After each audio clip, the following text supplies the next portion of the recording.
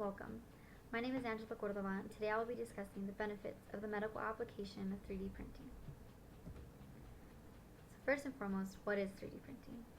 I'm sure when you hear this word, you automatically associate it with your everyday 2D printer that creates images on a piece of white paper. 3D printing is similar in that it also combines computer programming and the input of electronic data. However, it doesn't require a source such as a piece of paper. It solely uses the building material or the ink to create a 3D object by first creating a foundation and then gradually building up or layering the material piece by piece until you have your finished product. This image that you see now is a picture of a 3D printer. This here is the mechanical slide that moves from side to side, backward and forward. It is on this slide that the first layer of the foundation is placed. This other piece has the nozzle that contains the printing material, and it drops it and layers it. It is able to move up and down, side to side, backward and forward. The two work independently but also work together to construct the 3D image. Now traditionally, plastic and metal were used. 3D printing has been used to manufacture, just to make mass products of airplane parts, toys, models, and things like that. Now they're trying to apply it to the medical field, and in doing that they needed to find a material that would be tolerated by the body and that would not pose risk for rejection or whole body chemical responses. And that we're talking about shock, anything that's putting the patient in danger or health-related risks. So they found a material called bioink, and it is a plaster containing living cells, and it is much better tolerated than putting metal in the body, other things like that just increase the risk. This contains living cells and is more natural and again tolerated. So in this next image I have 4 stages. It's basically showing the process of the 3D imaging or 3D object. So in the first image you have bioink spheroids printed into a layer of biopaper gel. This is your foundation layer. This is where it all starts basically. You move on to B, where additional layers are built and added on. As you move on to C, you see these bioink spheroids fused together and biopaper dissolves. In this process, as the material cools, it begins to lose its spherical shape and it all begins to fuse together and mold together. That's where you get to step D, where you have the final living tissue. They've all fused together. It's smooth, it's normal, and that's how it cools. This is your finished product. Currently, 3D printing is being used in the medical field to recreate anatomical structures and 3D visualization of internal imaging. It's being used to further understand what's going on in the body. Currently, they use CT scans or MRIs where you can see things in 2D images and then in your mind kind of think of what's going on in the body. If you can make a 3D anatomical replication of a structure or an organ or of whatever's going on in the body, that is a direct visualization. You can see it from the side, from above. You can look at it in every which way direction instead of seeing something on a screen and having to interpret it. It's easier to visualize, and it just overall allows a better understanding of what's going on. It is also being used just recently. Last year, a prosthetic hand was created via 3D printing for a young girl who was born with a genetically maladaptive hand. So a prosthetic hand was created for her.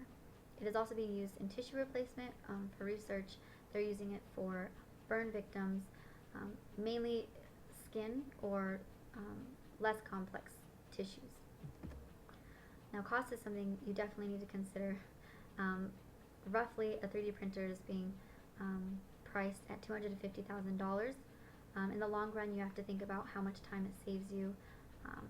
To have a machine create something rather than having a person manually pipetting gels or whatever material you're using, a machine is going to do it quicker, faster, and better, more precise.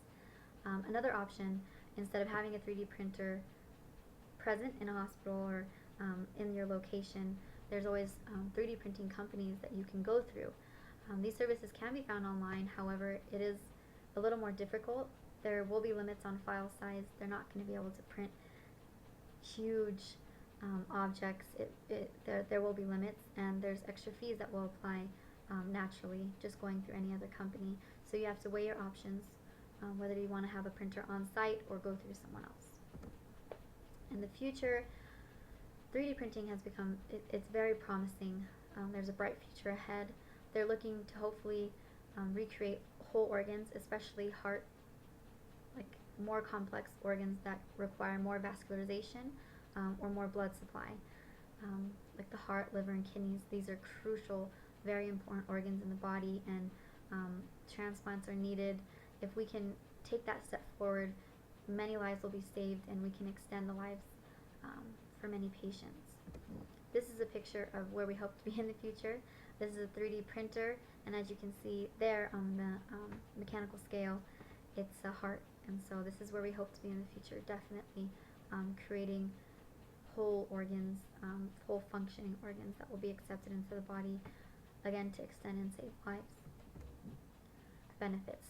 This is our last slide. This is where we're going to end. You have to consider, you have to weigh your options, but you have to consider like how much you're going to get out of a 3D printer. So you have overall improved patient care. It increases your understanding of what's going on internally in the body, and this can be used to direct options to direct your decision making, so that instead of guessing and hoping that, well, we think this is going on, so we're going to try this, see how that goes. If it works, great. If it doesn't, we'll keep trying other options. If you have this increased understanding of what's going on, then you can make an increased educational decision on what to do next. Overall improved patient care, total care. It's cost efficient. Again, it's quicker to have a machine create something that's more precise than to have someone manually create something by hand, which is also, you always run the risk of human error. Advanced medical use, this is definitely the direction that the medical field is going. Again, also I have early training there, same thing.